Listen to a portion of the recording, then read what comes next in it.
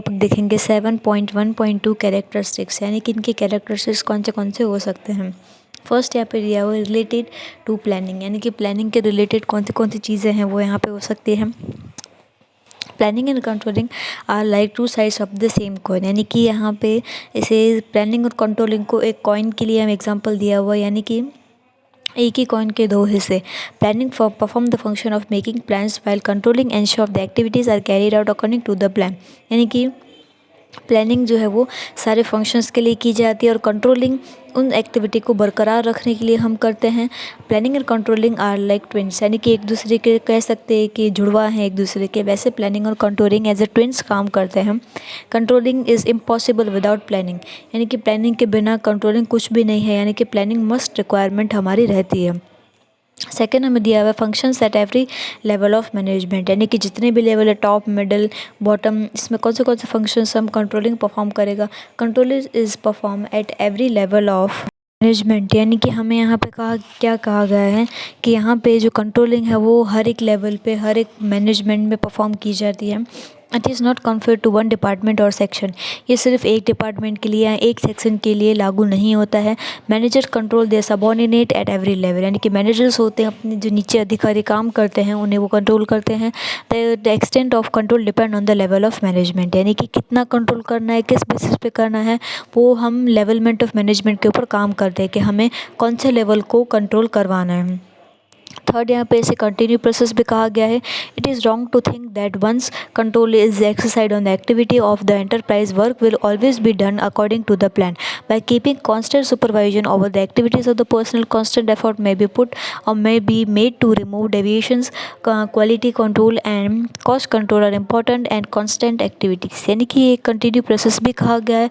अगर हम यहाँ पे इसके बारे में सोच रहे हैं कि एक बार हमने कंट्रोलिंग कर दी, एक बार अपना टास्क कर लिया तो ये हर बार वैसा ही चलेगा, तो ये हमारी थिंकिंग ज़रा सी रॉन्ग है।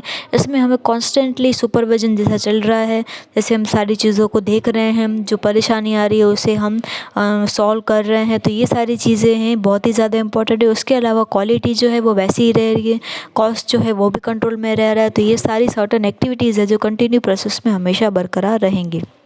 फोर्थ यहाँ पे दिया हुआ है it is N and activity of management, यानी कि जो मैनेजमेंट की ये एकदम एंड एक्टिविटी मानी जाती है।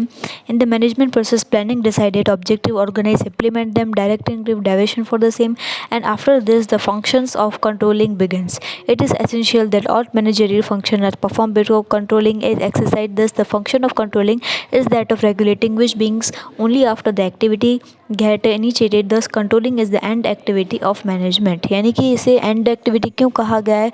अब मैनेजमेंट का क्या होगा कि सारी प्लानिंग जो वगैरह की गई उसमें से ऑब्जेक्टिव को हासिल करना, ऑर्गेनाइजिंग का काम था उसे इम्प्लीमेंट करना, डायरेक्टिंग का काम उसे दिशा दिखाना, डायरेक्टिंग दिखाना।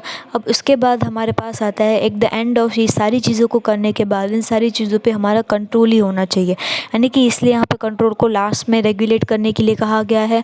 और काफ़ी सारी जो एक्टिविटी हमारी हो रही है वो एंड किससे होती है, ऑफ द मैनेजमेंट कंट्रोलिंग से ही सारी चीज़ों को हम यहाँ पे डिफाइन कर सकते हैं। फिफ्थ यहाँ पे दिया हुआ है related to future. Controlling is related to future. The manager has no control over past activities, but he can examine past activity and analyze them so that he can take benefit in future. The objective of controlling is to see that error, wastage and losses which occur in the past are not repeated. Controlling is thus related to improvements in future, यानी कि futures के लिए क्यों कहा गया है कि future भी इसमें लागू होता है। कंट्रोलिंग को एज एन फ्यूचर से रिलेट किया गया है क्योंकि यहाँ पे जो मैनेजर है अगर उसे कोई भी कंट्रोल वगैरह एक्टिविटीज़ के बारे में पता नहीं है तो वो पास्ट को एग्जामिन कर सकता है, यानी कि पास्ट की एक्टिविटी हो गई, पास्ट में कौन सी चीज़ें हो सकती है, उससे काफ़ी ज़्यादा बेनिफिट मिल सकता है। और उसके ऑब्जेक्टिव या कोई मिस्टेक वगैरह हो गई है या कोई नुकसान वगैरह हुआ है तो उसे पता चल सकता है कि अब ये चीज़ रिपीट नहीं हो सकती है पास्ट वाली चीज़, तो उसके लिए मुझे कंट्रोलिंग इस तरीके से लागू करना होगा। तो एज एन इम्प्रूवमेंट हम फ्यूचर के लिए भी इसे डिफ़ाइन कर सकते हैं हम। It is an constructive activity. Controlling is generally regarded as an attack on workers' freedom. In fact, their belief is incorrect. The function of controlling is to see the worker work as the per planning as they can or guide properly. Thus, controlling is not a negative but a positive activity. Controlling rectifies mistakes and takes steps to ensure that mistakes are not repeated. That it is an constructive activity. यानी कि इसे constructing activity कहा गया है, क्योंकि controlling किस तरीके से हम ऐसा माना जाता है कि कंट्रोलिंग से हम यहाँ पे वर्कर्स की जो आज़ादी है उस पर हम अटैक कर रहे हैं। बट ये जो बिलीफ है वो काफ़ी ज़्यादा गलत है, क्योंकि इससे हम ये देखते हैं कि वर्कर अपना काम बरोबर कर रहा है या नहीं कर रहा है, जैसे उसे कहा गया है प्लानिंग के अकॉर्डिंग, जैसे उसे गाइड किया गया है।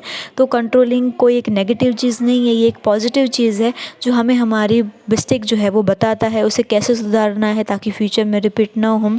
इसलिए यहाँ पे कंस्ट्रक्टिव एक्टिविटी कहा गया है।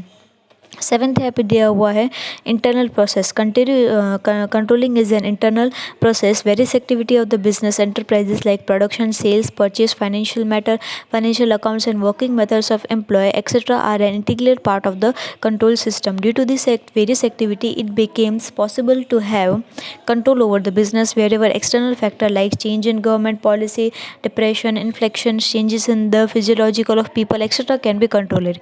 यानी कि इसे एक तरीके से इंटरनल प्रोसेस भी कहा गया है, क्योंकि यहाँ पे बहुत सारी ऐसी बिजनेस की एक्टिविटी होती है, जैसे कि प्रोडक्शन हो गया, सेल हो गया, क्या ख़रीदना है, कैसे फाइनेंशियल अकाउंटिंग चलेगा। तो ये सारी चीज़ों को हमें एक तरीके से कंट्रोल सिस्टम से चलाना चाहता है। कोई भी ऊपर नीचे नहीं होना चाहिए, वरना हमारा प्रोडक्शन यूनिट है चलेगा ही नहीं। तो इसके लिए यहाँ पे ऐसा पॉसिबल हो सकता है कि हमें सारी चीज़ों पे कंट्रोल लाना पड़े।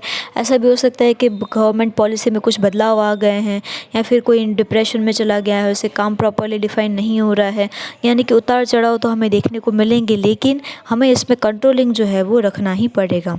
अब इसे डायनेमिक प्रोसेस भी कहा गया है।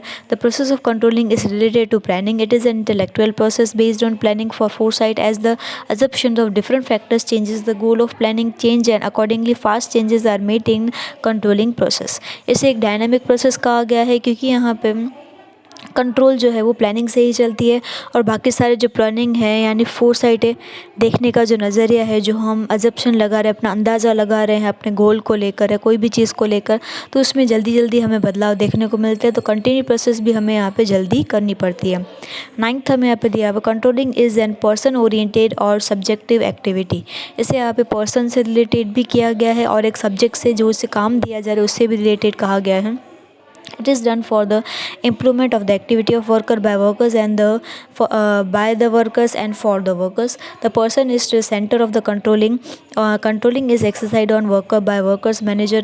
Every activity is performed ultimately by the person. The error and deviations are also due to human weakness. That is why we can say that the controlling is very much person oriented or objective. यानी कि यहाँ पे हम जो भी improvement या जो भी बदलाव लाते हैं, जो वर्कर काम कर रहे हैं, तो हमारे लिए वर्कर काम कर रहे हैं तो वर्कर के लिए काम होना चाहिए और उनके अकॉर्डिंग ही चलना चाहिए। और जो पर्सन है यानी कि इंसान है, वो क्या माना जाएगा, एज एन फ्रंटल प्रोसेस में माना जाएगा, जो सारी चीज़ों को देखेगा। अल्टीमेटली जो भी मिस्टेक वगैरह हो रही है या ह्यूमन की जो वीकनेस है वो भी उसे पता होना चाहिए कि उस पर क्या असर फ्यूचर में पड़ सकती है। इसलिए यहाँ पे पर्सन से रिलेटेड भी इसे कहा गया है।